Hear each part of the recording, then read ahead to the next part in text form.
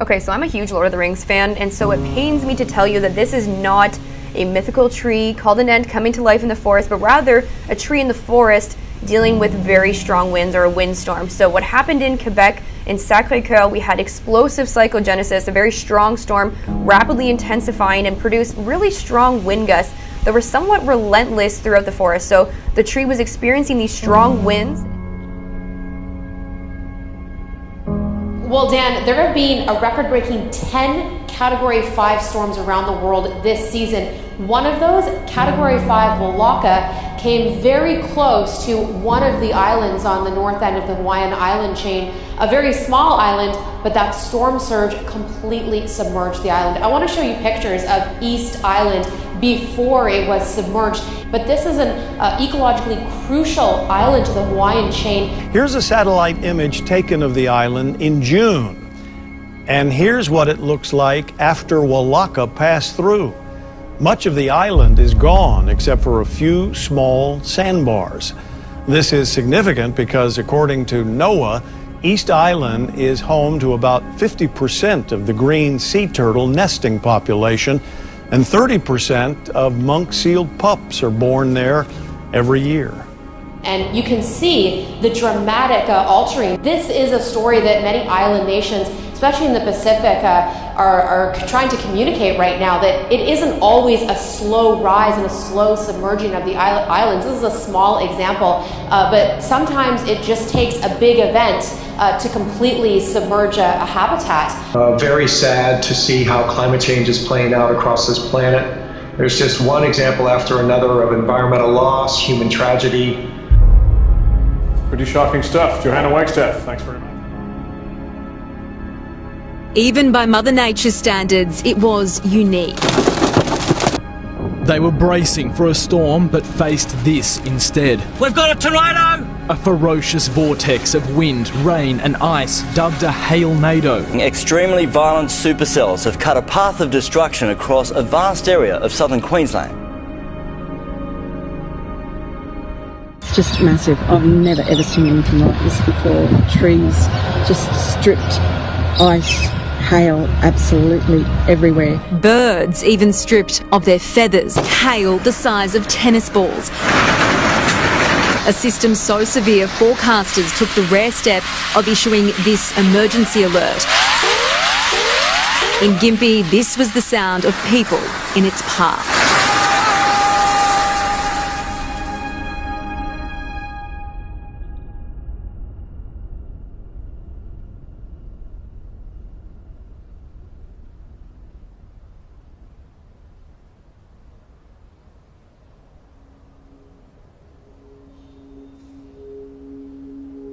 I've been through plenty of cyclones, but that storm was probably the worst that I've seen.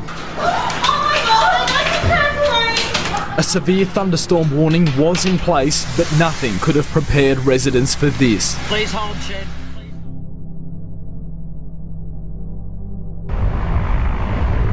The sound of rushing water is drowned out by helicopters sent from Israel. Flash floods on Thursday have resulted in what authorities are calling one of the worst natural disasters to hit Jordan in years. A rescue operation is underway and at least 11 people, all seriously injured, have been found so far. Search teams are looking for 16 people who are still missing. Jordan has experienced heavy rains this week. Witnesses say the children were visiting popular hot springs inland from the Dead Sea. The Dead Sea is the lowest point on Earth and prone to deadly floods. A super typhoon has wreaked havoc on the northern Mariana Islands, destroying hundreds of homes in the process. The storm has left communities in ruins, with residents likening the aftermath to a war zone. Officials say it was one of the worst storms they have ever seen. Rescue and relief operations are underway after the most powerful typhoon in half a century passed the islands of Tinian and Saipan on Thursday local time. As it moves toward the west at 20 kilometers per hour, these wind gusts 306 kilometers per hour. I mean, that's a big deal.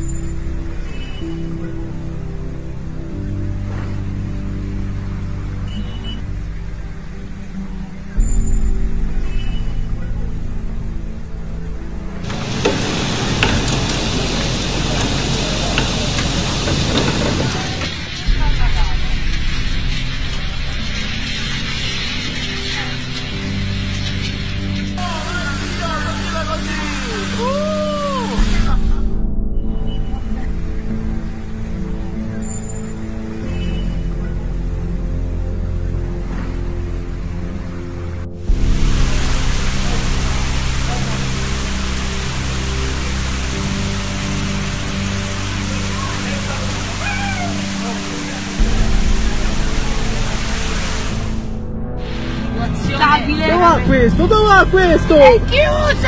Mongoloide! Roma.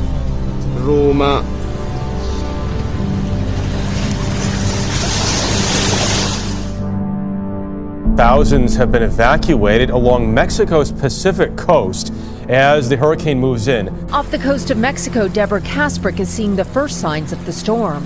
Everybody's just kind of hunkering down, trying to stay dry. You can see the images coming out of Puerto Vallarta, Mexico, of the high surf that made its way there as the storm made landfall. But it still had winds of over 120 miles an hour. The hurricane hit an area near Mazatlan. At least 4,000 people have been evacuated from coastal towns.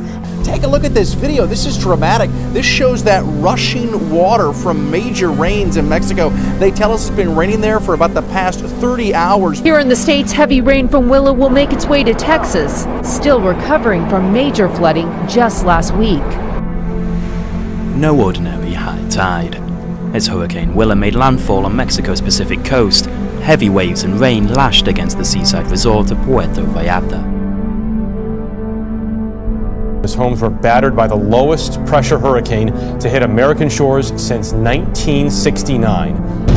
My colleague Ginger Z experiencing the storm dangerously close, watching as the ferocity of the winds changed the landscape right in front of her eyes. I just saw something I have never seen in real life. I saw an entire home taken off of its foundation and rolled down the street.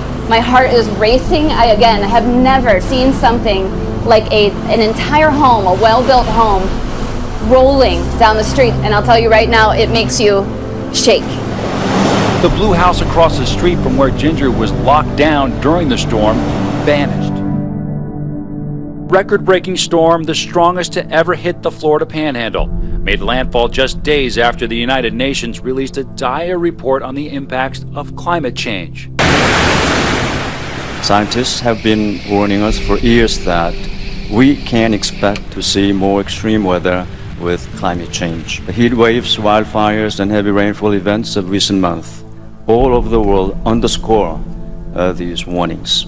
The damage left behind by Hurricane Michael is overwhelming. The storm's 155-mile-per-hour winds shredded homes in Mexico Beach. Hurricane Michael's quick and powerful strike came in with a roar, the most powerful storm to hit the United States in 50 years.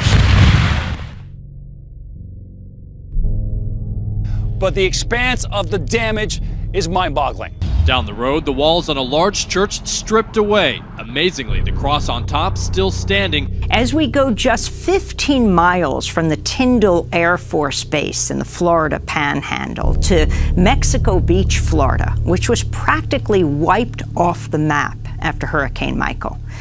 On the beach, one of the few houses that still stands, and the images of it are just stark. It's known as the Sand Palace. So last weekend, we went to Mexico Beach. Democracy Now! Traveled to the Florida Panhandle, and we found Russell King there at his home, the Sand Palace.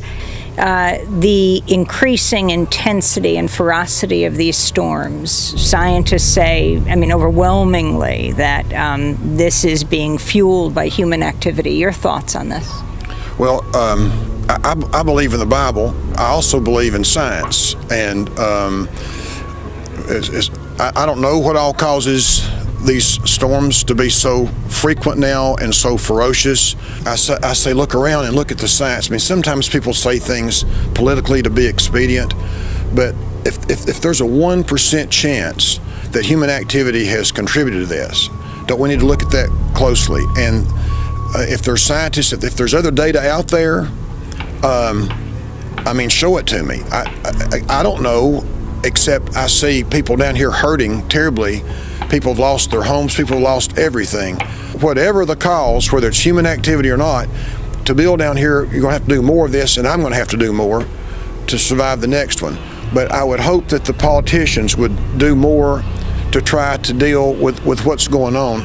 Landmark UN report released just this week warned mankind has 12 years to dramatically reduce greenhouse gas emissions or face global catastrophe, with severe drought, floods, rising sea levels, and extreme heat set to cause mass dislocation and destruction. This is UN Meteorological Agency Chief Petteri Talas. There's extreme urgency, and countries were giving their pledges after the Paris Agreement, and so far the progress hasn't been good enough that we would move towards 1.5 or 2 degrees target. So there's clearly a need for much higher ambition level to reach even 2 degrees target. So we are more moving towards 3 to 5 at the moment. There are some estimations what is the difference between 1.5 degree and 2 degree, and one of the major issues is that there would be 420 million people less suffering because of climate change if we would be able to limit the warming to 1.5 degree. Already the emissions that we have emitted to the atmosphere means that this negative trend will continue for the coming decades. So that's going to happen, and that means a growing amount of disasters and challenges related to climate change.